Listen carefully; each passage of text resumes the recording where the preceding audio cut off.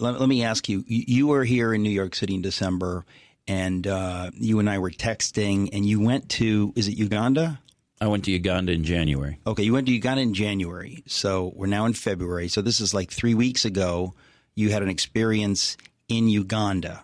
I had several experiences. You had several experiences. Uganda. Well, you told one the other night here at our meeting, and I said I want to get you to tell that on the air just because it's so bizarre. All right. So we were in a meeting in a suburb of Kampala, and there was a speaker on the podium. Now, just to be clear, that speaker wasn't me, but I was present. And there, we'd been kind of rotating the speakers around, so we all kind of had our mutual sitting area, right. And so it was his turn at bat. And the way the area was set up, there were multiple aisles that approached the center part of the room where the stage was or the platform was. And that front area was open so that if we, for example, had an altar call or wanted to pray for the sick or whatever, there would be room to do that.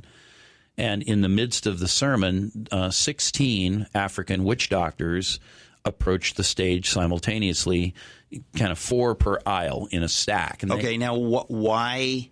This is, just again, I always have to hit pause. Like, what do you mean witch doctors? I mean, most of us, when we think of witch doctors, we think of, Bob Hope and Bing Crosby on the road, and it's some kooky scene, and the witch doctors show up. And we tend to look at all of this through a jaundiced eye. We don't really take it seriously. But you're telling me that these are people who this is their life, and they're trafficking in demonic spirits, and they have power, and It's real.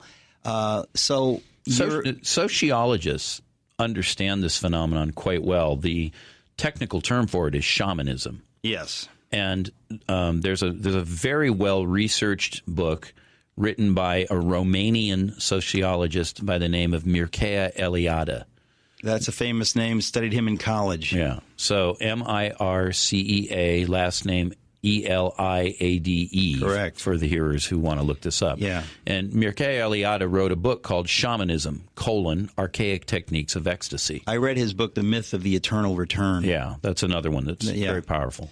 So anyway, so just to be clear, the fact that we may not have people who are witch doctors in Midtown Manhattan, actually we might, they just may be off the radar. But in general, we don't see them walking around. No. So our natural disposition would be to say such things don't exist and this is a bunch of baloney. Yeah. But if you go to India, you go to Brazil, you go to, the backwoods of Peru, or you go to Uganda or Zaire or, Indonesia. I mean, I've traveled in a lot of these parts of the world. You go to places like this, there are still shamans who are active. You find them in Mongolia and in many parts of Russia even. Right. So a shaman is simply someone who practices these arts, and they tend to have an animist worldview as opposed to a postmodern or scientist worldview. Animist meaning they believe in spirits. They believe in multiple spirits. That's right. And for them, it's real. That's right. And most people in those cultures, this stuff is simply real. They don't. That's right. They don't question it at all. Right. And I could tell you many stories of things from those kinds of societies, right. But maybe that's the next section. So anyway, these witch doctors in Uganda, they approached the stage and they had their various fetishes and talismans and whatever they had brought that they believed gave them power. Okay. And they were calling down curses and invoking the spirits. Okay, so they're not invited. They show up at this Christian thing, 16 witch doctors dressed as witch doctors with amulets and whatever that means. Yeah. And they come down 4 per aisle. All the way down toward the stage. Right. And as they get near the stage, now remember, we are Christians and we believe in the power of the Holy Spirit. And the Holy Spirit is not an it, and the Holy Spirit is not some essence. He is the third person of the Trinity, and he indwells Christians. That's good Christian theology. Yeah.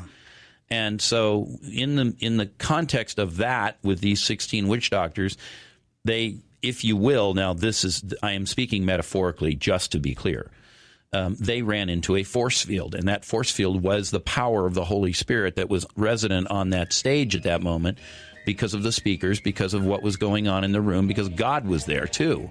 So you're telling me that they come down the aisle and suddenly all 16 in these 4 different aisles stop dead. They cannot proceed. They meant to come farther. And as they ran into that force field, they were struck to the ground by the power of God. Okay, this happened 3 weeks ago, and you were there.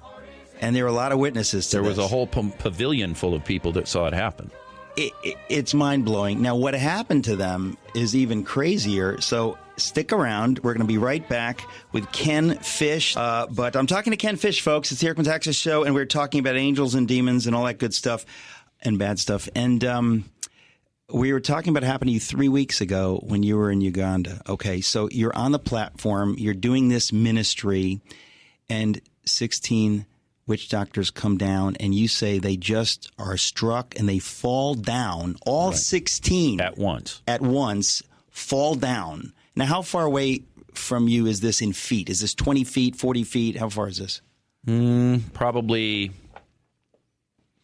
I'd say about 20 feet, 7 yards. Yeah. Okay, so you can. So it's right there. It's clear. Yeah. So what happens to the 16 witch doctors? Well, they all begin manifesting the evil spirits that give them the power that they operate from. To people who don't speak Christian, right, or speak charismatic Christian, what does that mean? They begin the evil manifesting. Spirits, the witch doctors draw their power from evil spirits, and they will tell you this explicitly. This isn't me slagging off on the witch doctor. Yeah, of course. Right. So they have invited evil spirits into themselves. And by the way, there are people in Manhattan that are doing this too. Yeah. But it's a different effect, and it might be packaged differently. Yeah. But anyway, they have invited evil spirits in, so they have these powers. They've come to exhibit those powers and to invoke curses and whatnot. And God himself decided to intervene.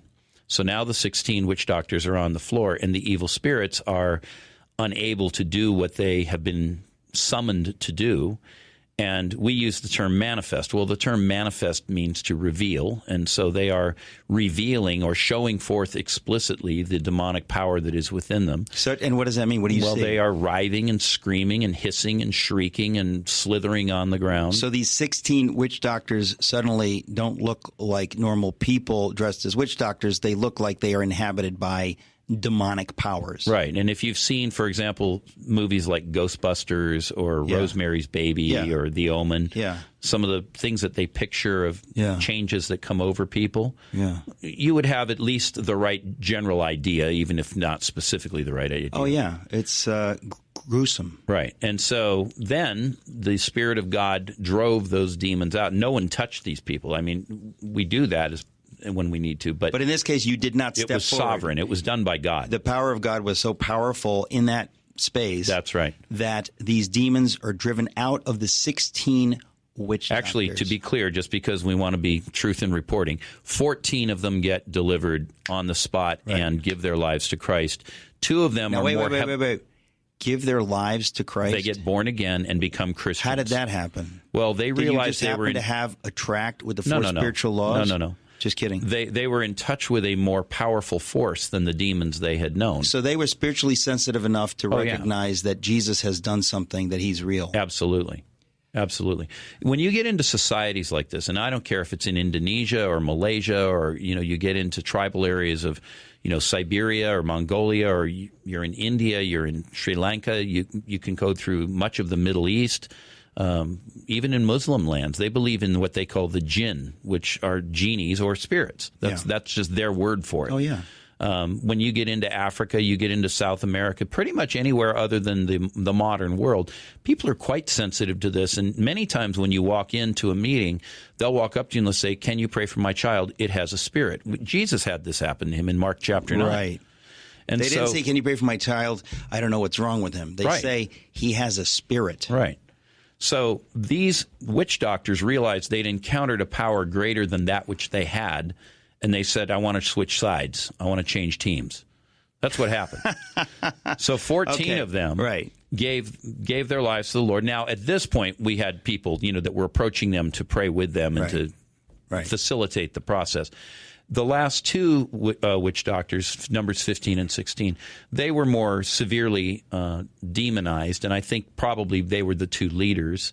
They didn't speak English; they were speaking Lugandan. I don't speak Lugandan, so I didn't get that detail. But I believe they were the 2 leaders of this effort, and I think they likely had more powerful spirits that I would call the ruling spirits of that pod. And so they needed a little additional ministry, but they got delivered and also became Christians at that moment or on that day. That's some pretty dramatic success rate you got there, pal. That's very funny. I mean, it's funny, it's beautiful, it's wonderful. How many people were in this room when all this happened? 1,000. 1,000. It wasn't people. actually a room. It's a pavilion on top of what they call Prayer Mountain, which is just outside of Kampala. It's a known site that people come to from all over the world to pray. That's a bad place for witch doctors to hang out. It was a bad place to. Stuff can happen. You know, when you got to pick your battles and where they happen. And I think they picked the wrong place because that place is saturated with prayer and the power of the Spirit. And there was, like I say, about 1,000 people there. And the pavilion doesn't have any walls, but it has, structural members that hold up a corrugated steel roof. And, that's like Peyton Manning passing and getting intercepted. It's not supposed to happen. There are times when you're not supposed to pass. And, for them to show up on Prayer Mountain, that's big turnover. Right. I just want to, for people who are football fans, I had to bring it back. That's fine. And for those who want to Google some of this stuff, right? Yeah, now, this event, you won't probably find that one, I don't think. But Prayer Mountain, if you go look for that in Uganda, you'll find exactly where it is. You can get the coordinates from a GPS or whatever. Right. I mean, these are all real events that occur in real places that real people go to. One thing that we've just got a few seconds left in the segment, but I this idea of the power of God or the presence of God is something that people sometimes they don't know what that is. And I have experienced that just at Times Square Church here in Manhattan. Now, Times Square Church is a church of prayer. My wife and I met there. I still go there when I can. And the number of prayers that have gone on there are so many over 25 years that when I go down to the altar there, I can feel the presence of God. My prayers flow more easily. It's an amazing thing. We're talking about spiritual realities, and I think that's what people have to do. They have to understand that we don't need to know everything. It's kind of like if you were a scientist in the 17th century, you've got some leads, you've got some ideas, and you're trying to figure it out.